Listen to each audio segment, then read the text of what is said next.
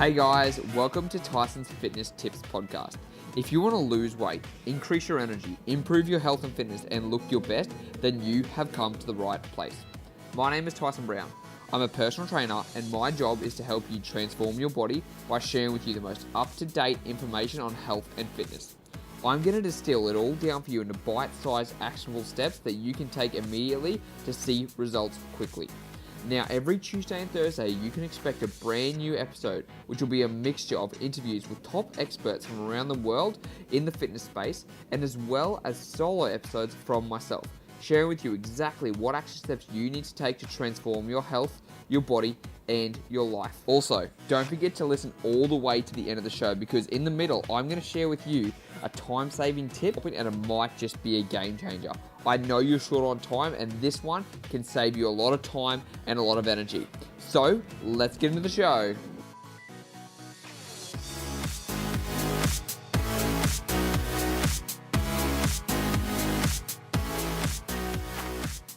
What is going on, guys? It is Tyson Brown here, and I am back with another episode of Tyson's Fitness Tips. Now, I've had a couple of guests on lately, but I actually haven't had two people on before. So I'm actually introducing the dynamic duo today, and these guys, there's something different. There's something different about these two guys that I really enjoy and that really resonate with me. Now, the reason I've brought them on today is because they do have a little bit of a different spin on things. They focus more on overall lifestyle as opposed to just one specific area, and that's what I really enjoy, because there is fitness, but there's so much more to it, and when you can integrate it all together, that is when you're going to see a much, much better, healthier life, right? So I want to welcome you guys to the call, Chris and Eric. Thanks for coming on. Why don't you tell us a little bit about yourselves and what got you guys into the fitness industry? Yeah, I'll start off. This is Eric, actually. I'm the more handsome twin, by the way. Just kidding. But yeah, thanks so much for having us on, Tyson. Really appreciate it. And great introduction. I love how you broke that all down. But basically, Chris and I are identical twins. I am older by 1 minute. We're from Los Angeles, California. We originally grew up in the San Francisco area. So yeah, we made our move over here. We just became, published authors this past year. We wrote a book called The New Era of Fitness. So we're excited about that. But we've just been huge educators along the way. We've helped people with, training, nutrition, and lifestyle habits, and really blending in the personal development aspect to make everything flow and make it really enjoyable going forward. So that's kind of who we are in a nutshell. And we're hardcore entrepreneurs as well too.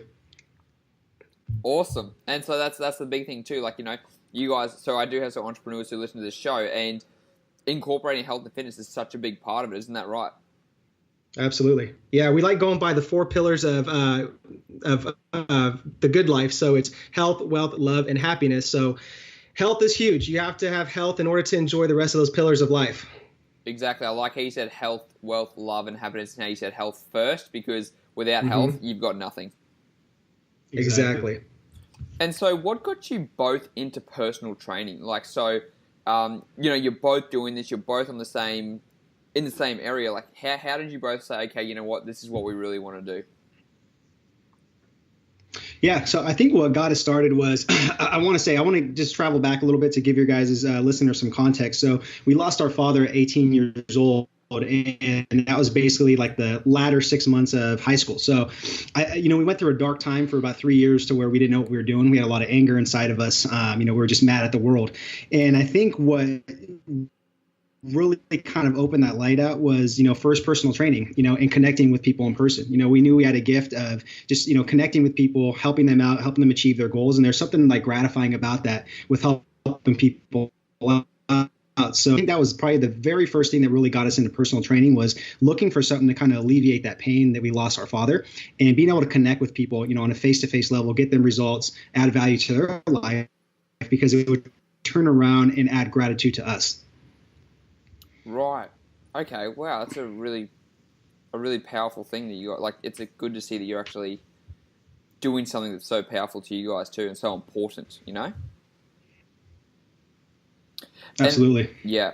And so, so you guys have obviously, you've had some experience. You've been in this for a while now. Why don't you tell us what are some common exercise mistakes you've seen people make in general, or maybe like that you made when you first started out in training? Because a lot of people don't realize they might be making some mistakes, and I'd love for you guys to share some common things that you found.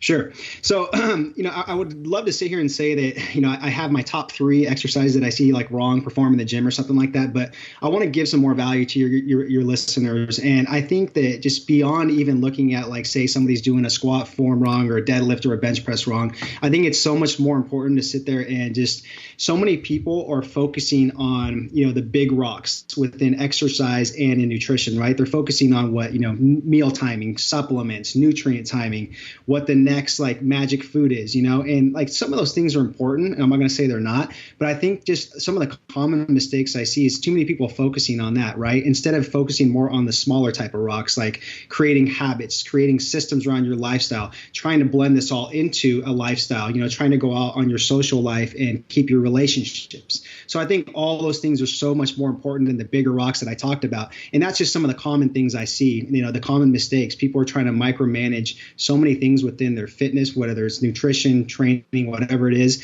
and they just don't see the bigger picture with everything. So I think that's one of the biggest common mistakes I see, as opposed to just saying like top 3 or 4 exercises. That makes complete sense. And so looking at it from a bigger picture, like you said, with the lifestyle, not compartmentalizing it either. Like, so, so fitness isn't just fitness over here, and then there's my friends over here, and then there's food over here. Like you guys said, it's a lifestyle where you want to integrate it all together. And so do you think that, like if you would say the mistake is that people try and separate them from different things? Yeah, I think they just have too much of an on or off switch type of mentality, or a black and white type of mentality, right? So they just kind of swing too much on the right side of the pendulum swing. And I think that you need to be more kind of in the middle. It needs to be more like a dimmer switch. You need to know when to turn things on, when to turn things off, and just use a dimmer switch instead of just being like, hey, this is black, this is white, this is wrong, this is right. Okay, so that really makes sense. And so a practical thing that people can do is just to kind of step back for a second and not try and separate it as much and look at, okay, how can I make my fitness work with going out and socializing? Like, what can I do? Or, like if I'm going to meet up with a friend, do we always have to sit down just for a coffee? Can we go for a walk in the park? Just little things like that people, so they can start integrating it more into their life. Is that what you'd probably recommend?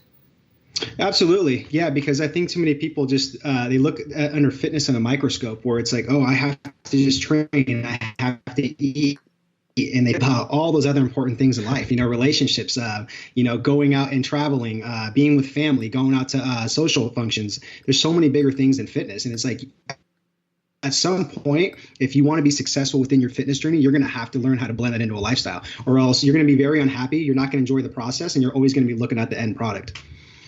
Right. Okay. And so why don't you share, like, what are some tips that you guys give to your clients about integrating fitness into their lifestyle? So what are some starting points that you give people? So we give a lot of good, like, different tips to our clients. So I think the main thing is just kind of understanding, I like going by 3 different things. It's like your identity, your calling, and your assignment in life. Identity pretty much breaks down like who we are as people. We were born this place. This is who we are. We can't change that. Your calling is what kind of like unique gifts you have to offer the world. What are you good at? What are your strengths and weaknesses? So self-awareness. Assignment. What are you currently doing in your life right now? It doesn't mean that it's forever. It just means that that's what your assignment is for this chapter in your book, in your life at the moment, and it could change. Your assignment can always change. So I like having my clients be aware of who they are and where they're at, what their lifestyle, whether they're a novice, intermediate or advanced athlete. So always have my clients write down those type of things and put it somewhere visual so they can see it and constantly remind themselves as to who they are and, where they're ultimately going to want to go as people and what their goals as well. Yeah. And just to add to that, like, I know, like, I want to give you guys some practical, like, kind of like tips, but I think it's so important to understand that it's not like cookie cutter, that it's very individualistic. So like what Eric said, you have your clients kind of be very self-aware on what kind of things they like to do outside of training, right? So if you have a client that likes to sit there and go out to restaurants, okay, well, then you're gonna have to figure out some ways so that you can incorporate that. If you have a client that likes to go out there and, drink a couple of nights a week, okay, we're gonna have to try to figure out how to blend that in with their fitness program. So there's so many things that are individualistic that you have to be self-aware about first, and then understand how to blend that in a practical way. Yeah, and just to add to that, I think really quick, the thing that's really hard is to have your clients reframe their mindset to think that it is a bigger picture, that you have to look at this journey as a marathon, not a sprint, that you're trying to build a foundation of that house and just build upon it gradually. And each time you want to level up and get better as you go. I really like that approach. And guys, just thinking about that, like I've been saying in the past, think about this as a marathon, not a sprint. I mean, you might want to lose weight in a certain amount of time, which is great. But then what's going to happen after that? Like fitness is lifestyle, and lifestyle is the rest of your life, right? So you've got to think about this. Long-term goals too, as well as short-term goals. But it's not about trying to achieve it as fast as possible. It's about going along that process. When you hit a target, your assignment, then you move on to the next thing.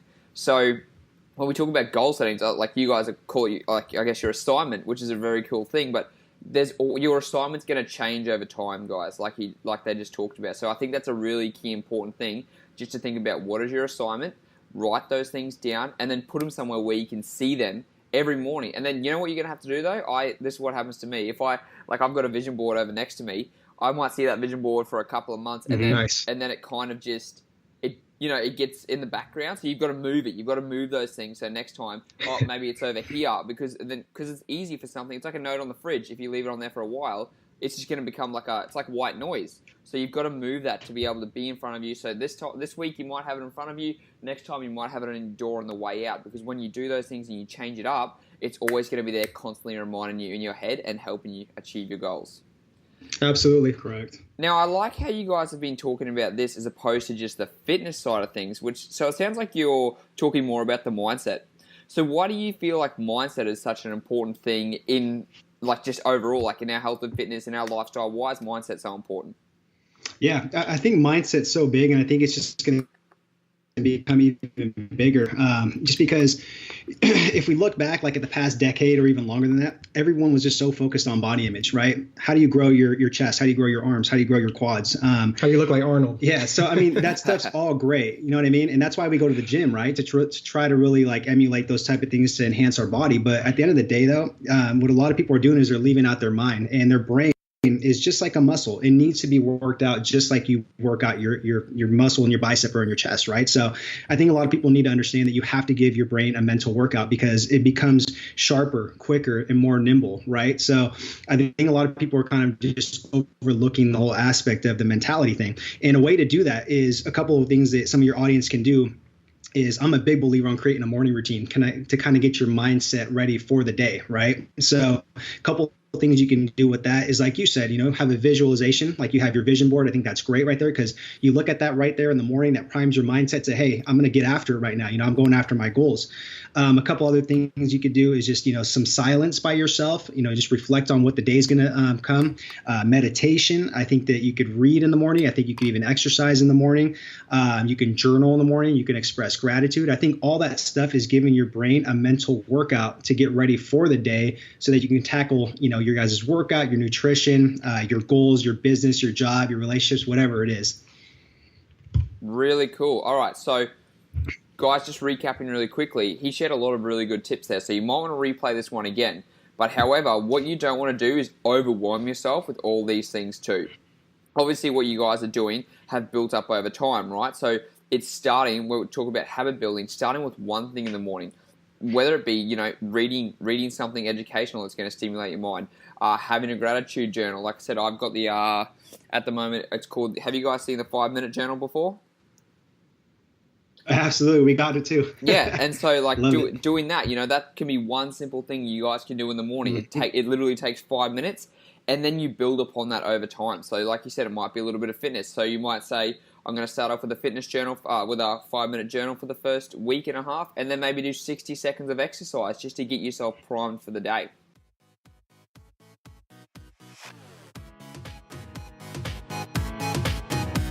It's time for another episode of Tyson's Time Saving Tips.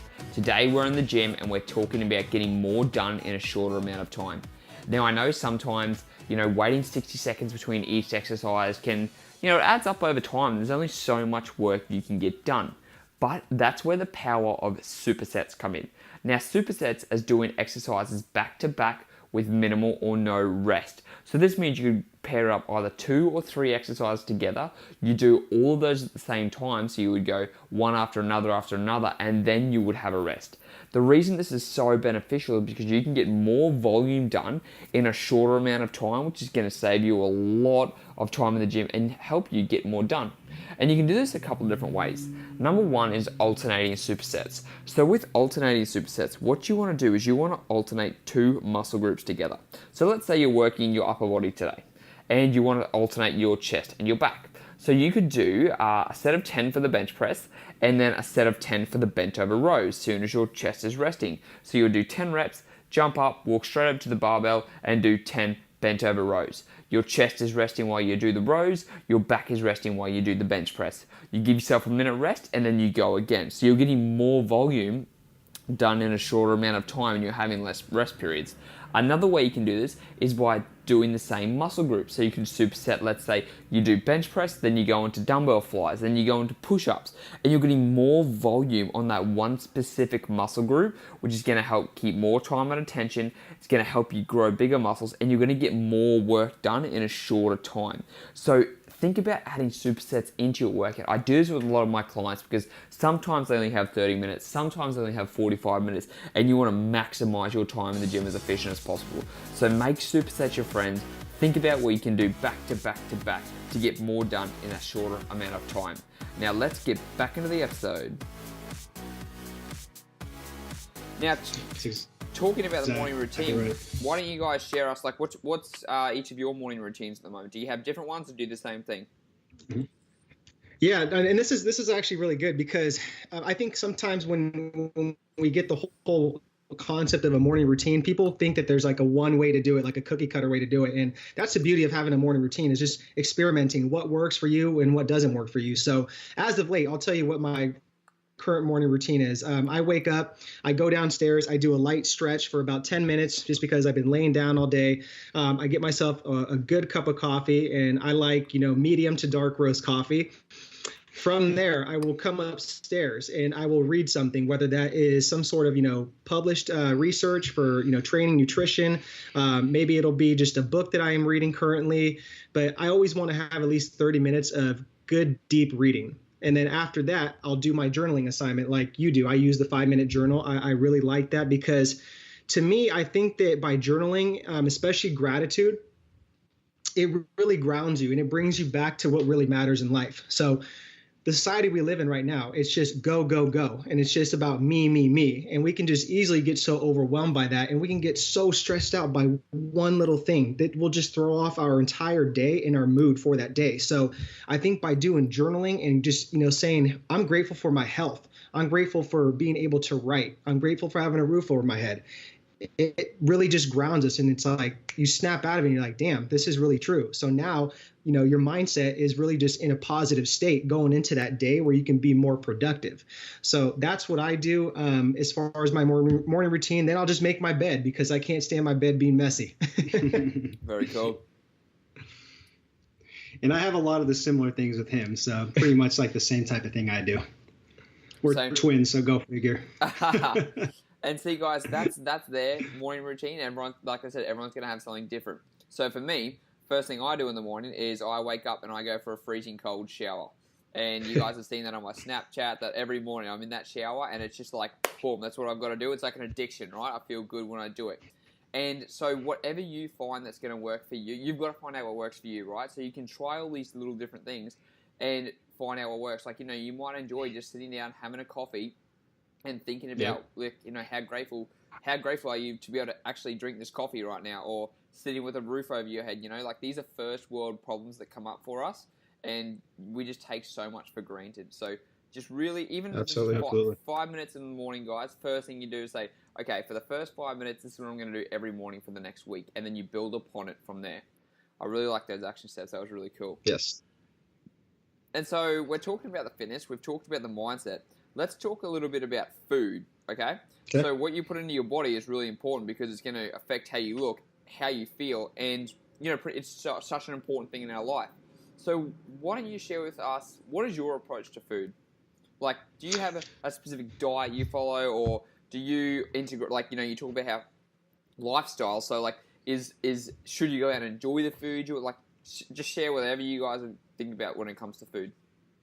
Yeah, absolutely. So I think as fitness, professionals, we've kind of gone through every type of diet that there is out there just through trial and error. So that's pretty funny to reflect back on that. But what's worked for us over like the past 5-6 years is flexible dieting, just counting our macronutrients for the day, protein, carbs, and fats. I think it's an amazing approach. It creates flexibility. It creates good habits. It creates education. It's like, if you look at the analogy, it's like you start with a bank account every day with your calories and macros, and it's kind of fun, if you like numbers. But that's what we've been using as of late. But when it comes to nutrition, honestly, my mindset has changed a lot, and it just really just kind of goes back to one's lifestyle and what they're going to, adhere to overall going forward, because you could have the person on the best diet, but it's like, it doesn't mean that they're going to adhere to it if their lifestyle doesn't, go hand in hand with it. So that's what I've really noticed. Just with myself and clients. So, and also too, what I really love is the 80-20 rule. So 80%, just be on top of it, even with like, whole and, minimally refined foods. Other 20% go in moderation, enjoy. And it just builds so much better just relationships with food and just, social things as well too. I love that approach of the 80-20, which is what I share with my clients, because like you said, this is a lifestyle. If you want to go out and enjoy a meal, go out and enjoy it, and just make sure the rest of the time though you're getting whole foods, you're eating like an adult, like you should be eating proper food, and you're going to look and feel better, because it's just that small window where you can go and enjoy yourself. But this is what we're saying, 20% of the time it's not having a big treat every day and going out to eat pizza every day, because I mean, you can do it, but don't expect to feel good, look good, and get the body you want just doing those things, right? Yeah, and I think if people just kind of just sat back and looked at it more of like a reward system, where at 80% just have good whole, and minimally refined foods, then the other 20% just reward yourself at the end of the day with that small treat. And it's an ongoing cycle, and it's a way better approach than sitting there just being so rigid through the week. Then the weekend comes, it's like your brain's triggered to where it's like, oh, I got to go have my quote unquote cheat meal and just undo all my progress through the week. So it's just the thinking. It's really just complex sometimes, but sometimes people just can't get that grasp of it. Exactly. And coming back to the cheat meal, when people think I'm going to go and completely binge and have a cheat meal and they undo all their success, they don't take the time to enjoy what they're eating, because they get so excited about what they're going to eat. Like, oh, I'm going to go and eat a whole pizza. But if you actually slow down and eat that pizza, I don't think you'd be able to get through 8 massive slices in how much time it would take, right? Yeah, I think that's kind of like why the whole word cheat meal it's such a negative connotation. It's such a bad thing to sit there and educate your clients on, because just like what you said, just whenever somebody gets that chance to have like a pizza or like a burrito, like they're going to sit there and almost kind of like hide it while they're eating like this. They don't want anybody to see them. They're going to scarf it down in like 5 minutes because it's a cheat meal. And it's like, they're not going to get that cheat meal until another 7 days or so, right? So they feel restricted and they have to reward themselves through that meal. So that's why I don't really like the word cheat meal, because of that exact reason. It just creates bad relationships with foods. And then you feel guilty after. Exactly. And I actually fell into that mentality a long time ago. Like, I used to, that yes, I'm gonna have my cheat meal, and then afterwards you're like, oh man, what have I done? You hate yourself for it. You feel bad, and most of the time, this is when people start associating the gym as a punishment. I've got to go and do some cardio to burn off that cheat meal, and that's not integrating the whole healthy lifestyle. Exactly. Right. When you could simply just do maybe like a high carb day, refeed day for that day, use it for a meal, or just have an indulgence meal, or even just have a free day and just be mindful of what you're eating. So there's a lot of different approaches to it. I like that. And thinking about that, so for you guys, you follow the 80-20 approach, more the counting your macronutrients. What is, let's not say cheat meal or cheat food, but like what's an unhealthy option that each of you enjoy? Oh, I mean, I wouldn't say I have like any like certain cravings. And again, I don't look at foods kind of as like unhealthy or, good or bad. But, if I want to have like on a Sunday and I don't really want to sit there and have the normal foods that I'm having throughout the week, and, if I want to have like a piece of pizza, if I want to have like a burrito, if I want to have some sushi, I'll just go out and I'll just kind of save some calories and some macros for that. And I'll make sure that I budget that, for the amount of calories that I have for the day. Yeah, and me, I mean, same foods for me, but I enjoy my beers, on the weekends. So I know it's a lot of empty calories, but I mean, if that's what I want to use my calories for, then I'll just do that. And then psychologically, I'll just know that, hey, my weight and stuff is probably going to fluctuate up some, the next couple of days, and I have to live with that. So, once I have my mindset there, then it's okay. I can still enjoy it and not feel guilty. And that's what the beauty is about flexible nutrition, being able to do all these type of things like incorporate alcohol in moderation, go out and eat in moderation, and sit there and just kind of learn to kind of eyeball food and understand portion sizing and everything like that, from weighing food, tracking calories and everything like that. Yeah. Very cool. And the other thing is, guys, when it comes to, obviously the 80% approach of eating good, nutritious foods, people don't realize you can still make these foods taste amazing. You got herbs, spices, different sauces. Like, you don't have to eat chicken breast, broccoli, and and some brown rice unflavored. You can make those things taste amazing. And so it's always about experimenting with different foods and different flavors to make sure that 80% of the food is tasting good, because you're going to be eating food every day for the rest of your life. So you want to make sure you're enjoying what you're putting into your body. Yeah, absolutely. And I just look at it as like another skill. It's like, take on cooking as a skill set. It's going to be something that's going to benefit you going forward. I mean, people use that excuse of, I don't have time, I'm not creative. And there's so many resources out there. And it's just like, get in there and get dirty and enjoy it. It's like, you're only going to get better through practice and trial and error. And for all your male listeners, you guys need to learn how to cook for the ladies. Yeah. And so, yeah, exactly right. Yeah. They ain't going to want to keep you if you can't cook. That's the problem. Right. Also speaking about that, so you talked about beer, right? A lot of guys, obviously, on this podcast people like to go out and drink. I personally don't drink myself, but when it comes to drinking, I do recommend to my clients that they reduce their amount of carbohydrates during the day and even on that weekend, for them to be able to get that, for it to not be as big an effect. Do you guys recommend the same thing, or do you follow a different approach when it comes to drinking alcohol? Yeah, so with alcohol, the most important thing is understanding that it has 7 calories per gram, right? And basically, it acts metabolically as carbs and fats. So what you do, I think, is perfect. If you want to kind of save some carbohydrates and use that towards the beer or whatever, that's fine. Especially with fats too, you could do that.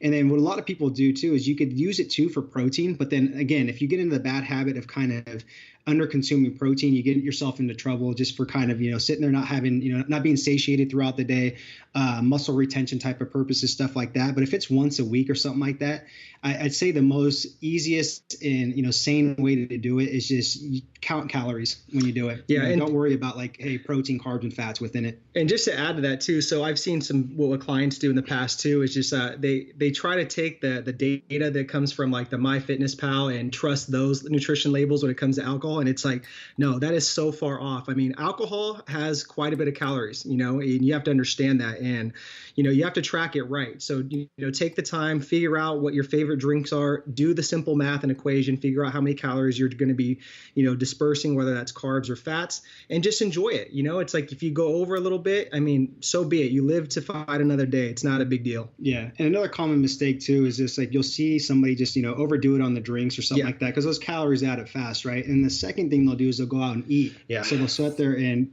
do a binge or something like that, because it's true. Alcohol does make you want to sit there and eat, and it does actually stimulate those rewarding foods in your head where you want to eat saltier foods, fattier foods, stuff like that. It really does. So that's where people get themselves in trouble, is where they sit there and binge drink, and then after that they'll have like a big old binge meal. And that's like the worst combination you could do. Yeah. Drink and a binge meal, because everyone wants to either go and get a dirty pizza or go and get like some McDonald's or something like that, and that's when people just start unraveling very, very quickly. Yep, absolutely. Another thing when it comes to alcohol, though, guys, you said doing some research on the drinks you're having. What people need to realize is there's a difference between having cocktails and having all those mix-ins too, because you're not just consuming the alcohol, then you're also consuming the fizzy drinks. So all those things are going to add up. And like they said, just go and do some research. You can simply put it in Google, if you're going to have some type of cocktail or margarita, those type of things are going to add up very quickly. So having your straight liquor is obviously going to be less calories in. But if you do enjoy going out to go to get those margaritas or cocktails, just make sure you have a look at how much you are actually consuming, because one of those can easily add up to a full meal that you would eat during the day. So it adds up very, very quickly. Right. Yeah, great point. And so, like, obviously, fitting all that stuff in, having a healthier lifestyle, like you guys said about counting your macronutrients, looking at your calories. For people who aren't familiar in doing that, what's the best approach that you recommend? Would you say start by using an app or just being aware of what they're eating during the day and writing it all down? So we kind of talk about this in our book, The New Era of Fitness, and I would recommend it for somebody that is looking to get into flexible nutrition. The easiest way, because you don't want to throw a lot of people into just like counting their calories, weighing their foods out, because you're going to overwhelm them. And at the end of the day, they're going to be like, F this, I'm not going to do it. So what I like to do, if your listeners can imagine a white plate in front of you guys, you want to have a protein source, a carbohydrate source, and a fat source. And if you guys could have 3 of those core square meals, breakfast, lunch, and dinner, right there. And in between that, you guys have maybe just 2 higher protein snacks with maybe a piece of fruit. Maybe you guys have like, a handful of almonds, something like that. So you're having 3 core meals and then you're having 2 snacks in between. And what that teaches you is basically having some sort of structure throughout the day to have, a good complex carbohydrate source, good healthy fat source, high quality protein source at, pretty much 3 of your guys' meals, then having 2 higher quality nutrient dense snacks. And then it just teaches you how to portion size everything and get your mind pretty much primed to sit there and start counting calories and weighing things out. And also too, I mean, it's important too, once you do all that stuff Chris talked about, try tracking that after that, use a tracking application so you get familiar with how much, calories you're actually taking in. Sometimes people might be in a calorie deficit. Some people might be just overeating. So it's a really good, form of data to understand where your metabolism's at and where you need to go forward with your goal.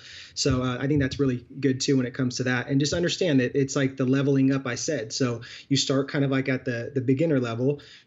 You build those habits, you gain confidence, then you level up to the intermediate, then advance. So, All right, I really like that approach, beginner, intermediate, advanced. And guys, don't get discouraged if you say like, I don't want to be a beginner, because we all start at the bottom. We all start as a beginner. And to be honest, if you're a beginner and you're actually just getting into the gym, I'm extremely jealous of you, because you've got a lot more chances to get better results as a beginner and not make the mistakes that most people make when they first start out, just trying to make a healthier lifestyle. Yeah, and I think another good point is too, like even if you get to the advanced stage, don't be afraid to go back down to the intermediate and beginner stage, because I'm huge on different phases within your fitness journey. Right. So there might be a time where you're traveling a lot and you're very busy with, all that. And you're not going to want to track, your calories and weigh things out when you're on the move like that. So you're going to have to go back to the basics when you were a beginner and start portioning things out and just having protein, carbs, and fat at each meal. Yeah. And another good analogy you could use for the training aspect is like, let's say there's a phase of your life that you're going through, maybe like a divorce, you lost your job. So you have a lot of stress going on. So, at that point, you probably don't want to do a ton of, training volume, frequency. So you have that opportunity to actually scale that down and understand that, look, it's not a good time for me to sit there and go all out and train as hard as I normally want. So that's where the whole concepts of periodization and, different concepts come into play too. And you guys explain all of that in your book. Is that right? Yes, absolutely. So guys, the best thing you can do, where's the best place if someone wanted to actually, learn more about this and learn your approaches? Where's the best place they can actually go and pick up your book? Yeah, so you just have to go to theneweraoffitness.com, and we're actually giving that book out for free. All we're asking for is shipping and handling, so this guy could buy some more protein, and that's really it, though. I mean, it's pretty much free, but yeah, you can find that at theneweraoffitness.com. Eric actually uses the money to get his eyebrows done. All right, guys, I'm going to put all that in the show notes so you can actually go in there and pick up their book. I really recommend you pick it up, because it was a very, very insightful book that I got to read last year. And like I said, even though you might be someone who knows all these things, it's great to go back and just reread it again, because there are things you can pick up in there and be like, oh, I totally forgot about that, or that'd be a good approach to try. So absolutely, that'll all be in the show notes. Now, before we start wrapping up, guys, I want to talk about what are the top 3 things that you recommend people do every day. You want to go for this one? I'll go for it. Yeah, so I think that we should all, the top 3 things I would say is always start kind of with like the mindset component. So in our book, I talk about how to develop a relentless mindset. And I think that if you can overcome, fear, criticism, and have somewhat of emotional resiliency, which means, showing more emotions, giving yourself more self-love and appreciation. I think that those 3 components are huge. So that would just help your mindset going forward for the day. Number two would be just to believe in yourself. Stop selling yourself short. I think so many people are just playing the game not to win in life, and I think it's like you're doing yourself a disservice as a person. I mean, we all have gifts. We all have strengths and weaknesses. So stop being afraid to unlock your true gift in life. I think that's huge. The third one would be just enjoy the journey. I mean, understand that, there's going to be peaks and valleys along the way. There's not going to be a linear road. You're going to have setbacks, but that's the beauty of it. Everybody's looking too much at the end result and that quote unquote success. But I don't believe in there's a such, mountain that says you became successful and it's done. You have to keep constantly grinding and just getting better as a person every day. So it's a lot about the journey is a big thing. That's just all those three things sound like, you're building yourself up as a person over time. And that's like we're going back to the mindset and the lifestyle. So guys, there are a lot of key points that we've talked about in this podcast and a lot of very easy actionable steps you can take.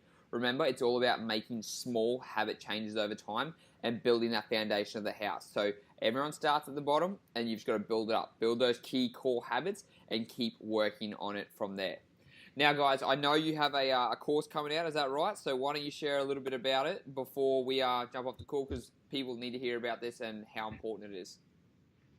Yeah, so we actually got a 10-week program coming out, and it's called Strong Mind, Strong Body. And I think what's really cool and kind of differentiates it from a lot of the online courses and programs is we have an actual mindset program within it. So each week for 10 weeks, you guys are going to get a mindset type of tip and a practical applications that you guys can do for that week to enhance your mindset and to get better. And I haven't really seen anything like that before, which is cool. So I think that's like even my favorite part of this entire program, despite having the nutrition aspect of it and even getting a 10-week structured training program with it. You're also going to get access to a private Facebook group, and it's just going to be an awesome program to be in. So we're really excited to have that come out soon. Very cool. So it's not just fitness and nutrition; it's also the mindset. There are a fair few things in there that you guys are obviously taking people through that 10-week program.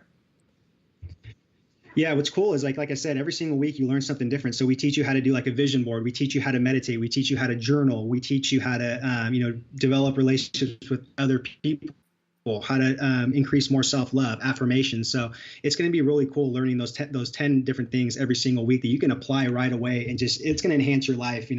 Whether you do the training or the nutrition, your mind's going to enhance no matter what. Very, very cool. And where can they find it? Is that on the website too? So right now we don't have a link to plug it or anything like that. I would just say just go to our website and follow us on social media. We'll be kind of shouting it out and giving the instructions on where to find it there.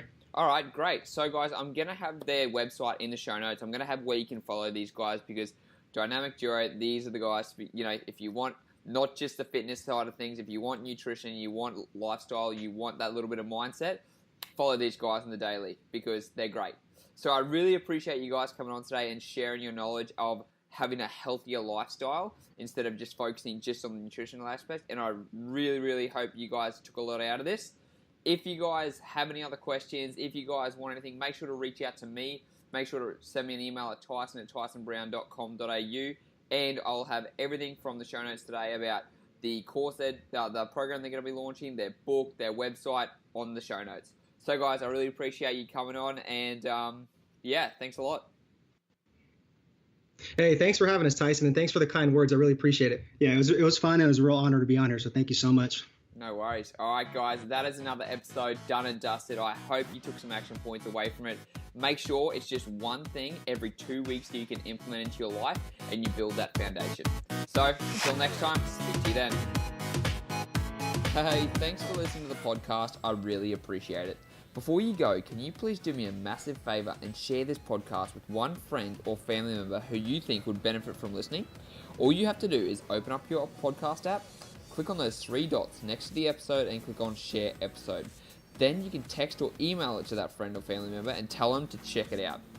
Also, if you guys want to connect with me, I am on all social media platforms, Snapchat, Instagram, Facebook, wherever you want to find me, it's at TysonBPT. TysonBPT. Also, if you guys like the podcast, please go to iTunes and leave me a rating. This helps me get up the rankings and it also helps other people find me so I can help them improve their health and fitness. Once again, thanks for listening and I'll see you on the next episode.